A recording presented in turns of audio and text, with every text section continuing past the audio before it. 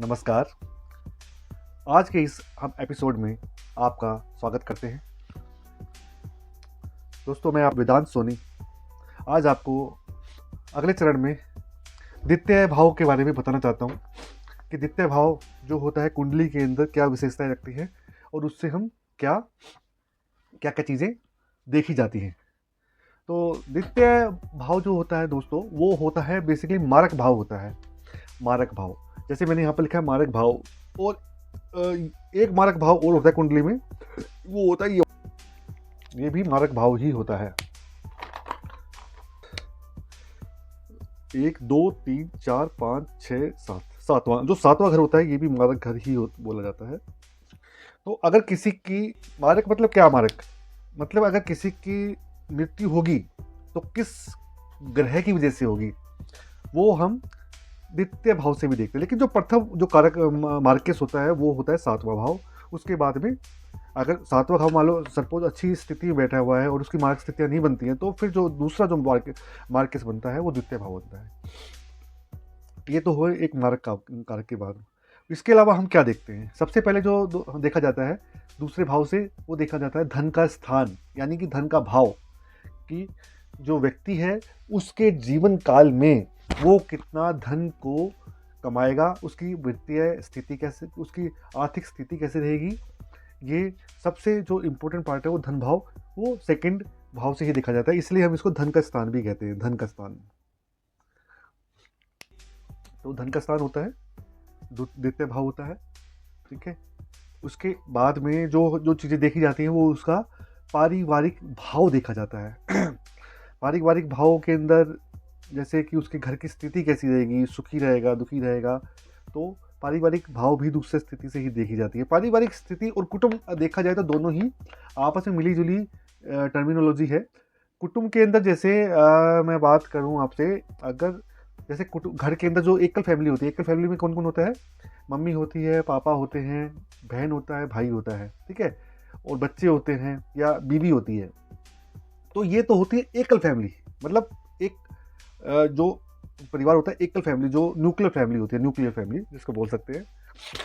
लेकिन कुटुंब एक इसका विस्तृत रूप है। विस्तृत रूप के अंदर क्या है, इन सब एकल फैमिली को यानी न्यूक्लियर फैमिली को एक्सक्लूड कर दो आप। इसके अलावा जो घर के अंदर और भी चीज़ें होती है ना, कुनबा जैसे हम बोलते हैं कुनबा, जिसमें चताया होता है, चाचा होता है, ठीक है, तो कजन्स होते हैं, तो वो जो सारी स्थिति होती है वो हम द्वितीय भाव से ही देखते हैं। It is a house in a kundli which represent कुटुंब, कुनबा जो होता है, कुनबे के बारे में जो हम स्थिति को देखते हैं कि भाई आपके जो उनके साथ में आपकी क्या स्थिति रहेगी, वो द्वितीय भाव से देखते हैं।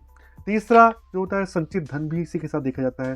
भाई आपने पैसा तो कमा लिया, आपने खूब पैसा कमाया, आपने काम किया, आपके पास पैसे भी बहुत आए, लेकिन आप उसे क्या संचित कर पाए अपने जीवन काल में, यानी कि आप उसको एकत्रित कर पाए। आपके बैंक अकाउंट में कितना पैसा है, आपके पास में जो स्थिति है, आर्थिक स्थिति है, वो संचित धन की कैसी है। तो ये बहुत ही इंपॉर्टेंट फैक्टर है दोस्तों। इसी से ही हम अनुमान लगाते हैं कि संचित धन, या कि आपकी कितना आपका डिपॉजिट है आपके पास में, क्या आपकी एफडीज हैं, आरडीज हैं, वो सारी हम इसी से ही देखते हैं, ठीक है, संचित धन से ही देखते हैं। अगला पॉइंट है कंठवाणी। कंठवाणी, जैसे मैंने आपको पहले बताया था कि दूसरे भाव के अंदर हम क्या क्या देखते हैं, मस्तिष्क से नीचे का हिस्सा देखते हैं। तो उसमें कंठवाणी भी आता है कि आपका बोलने की, किसी चीज़ को रिप्रेजेंट करने की कैसी आपकी क्षमता रहेगी। आप अपनी बात की, आपकी वाणी के अंदर कोई मतलब एक अट्रैक्शन होगा, नहीं होगा, आप अपनी बात को सही से रख सकते हो या नहीं रख सकते हो, ये पांचवें भाव से ही दूसरे भाव से ही देखा जाता है। सॉरी, कंठ का स्वर कैसा होगा, आप बोलने में आपकी आवाज़ लड़कियों की तरह होगी या लड़कों की तरह होगी, या मीठी होगी या सुरीली होगी, या आप किस तरह की आपकी वाणी होगी, वो भी हम दूसरे घर से ही देखते हैं। तो कंठवाणी और कंठ स्वर, ये दोनों चीज़ें दूसरे घर से देखी जाती है। राइट आइज़ जो होती है उसकी स्थिति भी दूसरे घर से ही देखी जाती है कि भाई किसी राइट आइज़ उसकी कैसी रहेगी, क्या उसको मतलब महंगापन तो नहीं है, या उसकी आइज़ नॉर्मल है, ठीक है। तो हम इसका अनुमान भी द्वितीय भाव से ही लगाते हैं। और मस्तिष्क से नीचे और क्या आता है, नोज़, यानी कि नाक की स्थिति को भी हम दूसरे भाव से ही देखते हैं, छोटा है, बड़ा है, या कैसे, मतलब इस स्थिति को हम सेकंड हाउस से ही देखा करते हैं।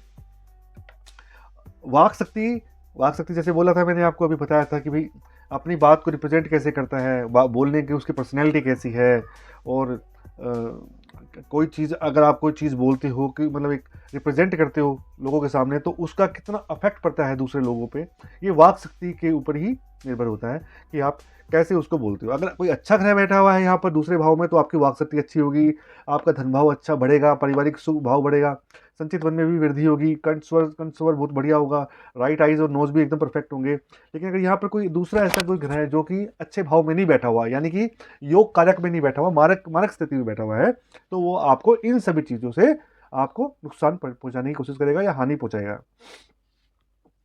अगर थोड़ा आगे बढ़ते हैं दोस्तों, इसके अंदर 10वां जो पॉइंट है संगीत और गायक का है। अगर आपका कंठ अच्छा होगा, आपका स्वर अच्छा होगा, तो निश्चित सी बात है कि आप एक अच्छे गायक भी हो सकते हैं।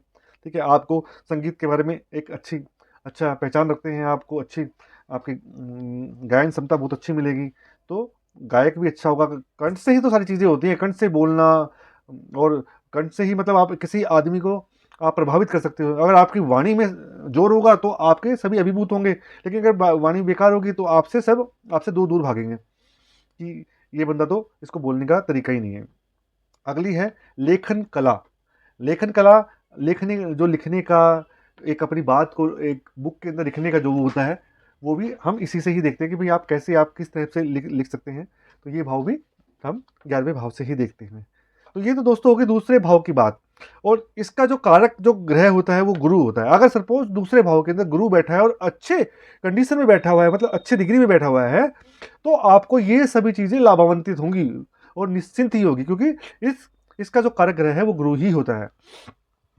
और मारक भी यही होता है। मारक जैसे सपोज जैसे कि अगर यहाँ पर आपका यहाँ लिखा हुआ है, ये 1 लिखा हुआ है, ये 2 लिखा है, 3 लिखा है, 4 5 6 7 8 9 10 11 और 12, ठीक है।